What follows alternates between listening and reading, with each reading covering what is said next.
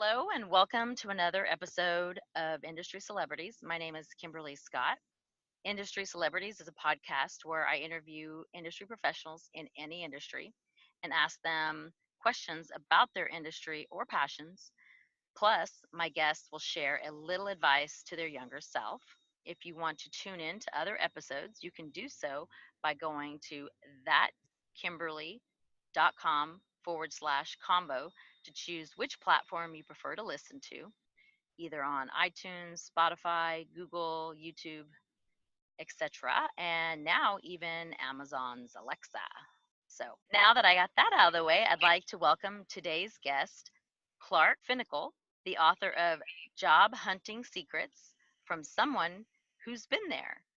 Hi, Clark. Hey, Kimberly, how are you doing today? I'm doing great. Thank you. I appreciate you being on with us. Please tell the listeners a little bit about yourself, like where you're from and what industry you're in. Sure, Kimberly. I'm from the St. Pete, Tampa Bay, Florida area, and the industry that I'm in deals with helping job seekers.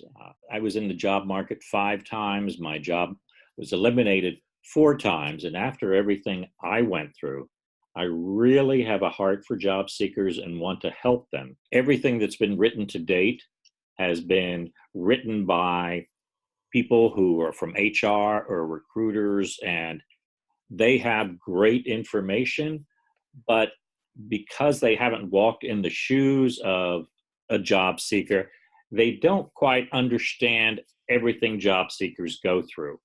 And I've sought to share in my first 2 books the everything I've learned so that job seekers are better prepared to succeed and land their dream job. What markets were you in out of those 4 out of 5? The first 24 years, it was in telecommunications. 24 years. Wow. Okay. Yeah, Yeah. exactly. Wow. You Sure. went to other verticals or something in another position? Well, I went to, as you might almost expect in Florida, the healthcare industry, basically dealing with the back office type of work that is involved with that. The healthcare is a very large, and it's big everywhere, but it's particularly large in Florida. So that's my day job, kind of like you were mentioning earlier in our conversation. Yeah. But you have a passion to make sure that those who go back into the job market are able to find the right position while they're job hunting. Exactly. There are a lot of things. I mean, this is how I look at it from what I've been through, Kimberly. It seems like everyone else has written books where they basically say, here are the 76 things you must do to land a job. Hmm. And while, as I said, they frequently have some helpful insights, I try to simplify it. I focus on what I call the hiring manager's secrets Hmm. that really deal with the crux of the matter, how when a hiring manager, what specifically is involved, and really try to help the job seeker better understand what's going on in the mind of the HR person, the recruiter, and the hiring manager so that things are a lot clearer to them. They're prepared. So they're prepared for whatever question comes their way. Yeah, and the books that have been written to date are written by people who sat in HR or who sat as external recruiters. So they weren't written from the perspective of a job seeker who actually walked through the desert of unemployment. Yes, I've been there and I've been around lots of friends that have gone through that journey of finding, either a new career or just another job in the same industry. And I know it can be daunting and it's a full-time job to look for a job. I Oh, always, definitely, definitely. Then there's so many different aspects of it. There's the psychological aspect of how they respond to the job loss. yeah. There's obviously how you feel about, are you going to land a job? How do you, I think it was Joan of Arc who said all battles are first won or lost in the mind. Hmm. And that's something that I talk about in my first book. I think, like I told you, the hiring manager's secrets, kind of where I start, is almost like the beginning of the advice, the guidance I give to job seekers. So, what made you decide to write the book? Was it to simplify those 76 long, detailed tips, or was it because you knew that there was a need from the perspective of somebody that has already been there, or both? The latter, really. Obviously, there was certainly a need for simplifying, but I kind of felt like so much of what's out there isn't always making it easier for the job seeker. Hmm. I've kind of felt like if they can understand what I've learned, they will be so much better off. Basically, what I try to do is help them understand what HR is thinking, what the recruiter's thinking, and what the hiring manager's thinking. Everyone has their own objectives and so forth. So I start in the book with the 12 lies told to job seekers. And I hope that doesn't sound negative, but the bottom line is there are a lot of things told to job seekers that are not totally on the up and up, or the people who are telling them these things don't always understand that maybe what they're saying isn't exactly right or isn't exactly the best advice for a job seeker. Yeah, they're not doing it on purpose. They just don't know any better. Is that what it is? I don't believe anyone's trying to communicate things in a negative manner, Hmm. but when they're looking after their own interests, they're frequently not looking after the job seeker's interests. Yeah, that makes sense. So, what did you enjoy the most about doing this book? Well, Kimberly, if you've ever had a passion, and I'm guessing you do, perhaps in the area of dementia, a passion where you were determined to, as God is my witness, to change things, to change the way people, do something like look for work or so forth, or change people's attitudes, Yeah. you'll have a pretty good idea where I'm coming from, because it probably took about 4 years for me to write the first book. A lot of it was my wife just helping me to be a better writer as I was going through it. I do have a tremendous heart for job seekers. I have seen how friends have reacted to it. It's just interesting. And one of the key things is, how do you respond to other people's opinions? Hearing someone say you're not needed, and understanding maybe the difference between facts and opinions. Yes. Someone might not value you, but it doesn't mean you're not valuable. Yes. And that's kind of like one of the key things that I talk about. And sometimes boss doesn't have a choice. It's things are really a function of what's going on in the industry or how the company is run. So there are a lot of factors, but it's a case really of understanding that each person is kind of like really the CEO of their own career, Hmm. and understanding, okay, how do I work in this system? Yeah. And sometimes what that means is seeing through what's actually being said to you, so you understand what you actually need to do and to say to these people. Hmm. And probably also not taking it so personally. So if they don't get the position that they want, or they almost feel like the first interview didn't go well, to give them the courage, the knowledge, whatever you want to call it, to follow up with them and to find out either way if there is a next interview, and then move on from there to go seek the next application, because it can be definitely a lot of highs and lows while looking for a job.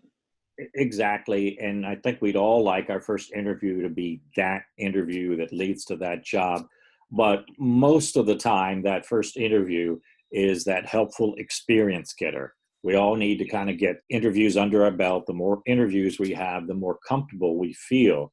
So Yes. maybe 2, 3, 4, 5 interviews down the road, we're so comfortable, or so much more comfortable, I should say, Hmm. that we're able to perform a lot better. There's so much information that doesn't get to the job seeker about what they really need to do. So many job seekers sometimes strike me as kind of like having the deer in the headlights syndrome, just kind of sitting there in the interview and maybe not understanding that, hey, this is your time to sell yourself. Hmm. One of the things that I do is when someone says, tell me about yourself, I'll say, well, the best way to learn about me is to hear my achievement stories. Hmm. And in my last interview back in 2013, I had 17 achievement stories that basically showed how I, had situations, obstacles, and results, and, here are the actions that I took. So that's a major portion of my first book, is actually about creating these achievement stories. Hmm. So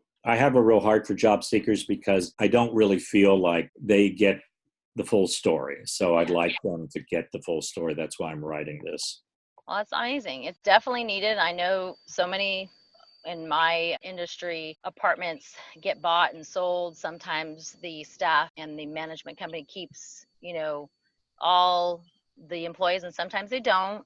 And Right. so then they're out there looking. So my heart was always, I have a big heart for just about everyone, but especially when someone is unemployed, I'm like, oh, how can I help you? Can I, share your resume? Do you want to practice some questions with me? Hmm. And then, at the end of the day, more so with my nieces and my nephews who are now just getting out there, reminding Hmm. them that they got to follow up and that nobody is going to come to them. And you got to Right. show them that you want that job and show them that you are that follow up person and that you execute and you go forth and you don't just leave it just dangling there, whatever it is. Exactly. So, Yeah, exactly. and also asking questions, being when I had a company and we hired people, there are certain things that I really found, asking certain questions to get more out of them, or if they didn't come to me with questions, or one of the people within our interview process, it was kind of like, well, they're not that interested if they're not researching us and Oh, sure. they're not interviewing us as well. They should be interviewing the company. Would you not agree, to make sure it's the right fit? Well, entirely. And it's like you said, if they're not engaged, if they're not asking, if they're not actively involved, it kind of makes you think, hey, I think I'm wasting my time with this person. Perhaps I should cut the interview short and just move on to other work because people don't understand. Just maybe to quickly go over a couple items. The hiring manager's secrets, the first one is this is how the hiring manager determines whether or not you're a candidate. One, can you do the job? Two, will you like the job enough to stay here? Hmm. Three, can we stand to work with you? That is the first hiring manager's secret. The hiring manager determines that in the interview. The second hiring manager's secret is okay, now that you've been identified as a candidate, how do you stand out from all the other candidates? Yeah. Have you made money for your employers? Have you saved money? Have you increased productivity?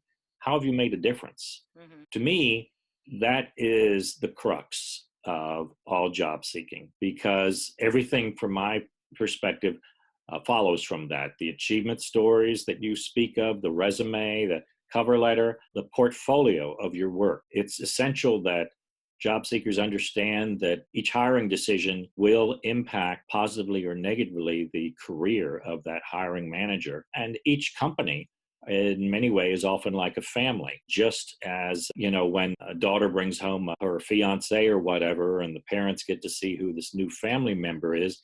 In some ways, at some levels, in many companies, it can be the same thing. Is this someone we want to let come into our family, our corporation? So there's so much that's involved that it is, like I said, I haven't seen people write about it, but that's because they sat somewhere else. They weren't really coming at it from how I went at it, how Yeah. I needed to succeed. Yeah. And that makes a difference for sure. Well, with all that said, what would you tell your younger self? What advice would you give to your younger self? Well, that's always a great question, Kimberly. I would say, I tell myself that every experience is good because you either succeed in what you're doing or you learn about what you need to do next time. Yep. So Amen. that's how I view it. It's almost like no time is wasted. It's all That's learning experience. I learned at a younger age, probably in my 20s, maybe, never to regret anything, especially if it didn't go as I wanted it to. However, I always called it a learning experience. It started right. in the dating realm and then it went Oh, in the job sure. realm and then the business world, but it definitely carried over. You're learning something all the time. So that's great advice to tell all young people, all our younger selves. Yes, yes. Thank you. Well, I've read your reviews and they're glowing, everything from once I started reading it, I couldn't put it down. So that's awesome. Tell the listeners how they can connect with you or maybe purchase your book.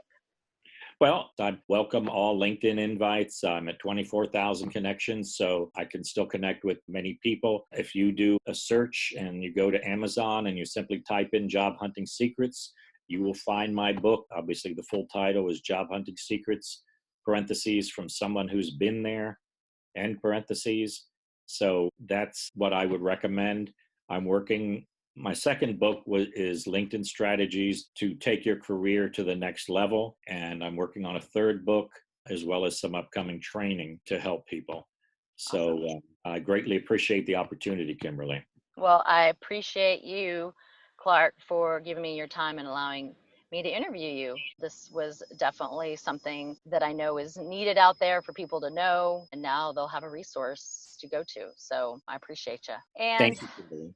you're very welcome. Thank you. And listeners, remember to hit the subscribe button on the YouTube channel, iTunes, channel Anchor. Follow me on Facebook, Twitter, Snapchat, LinkedIn, Instagram. And until next week, stay positive and remember, sharing is caring.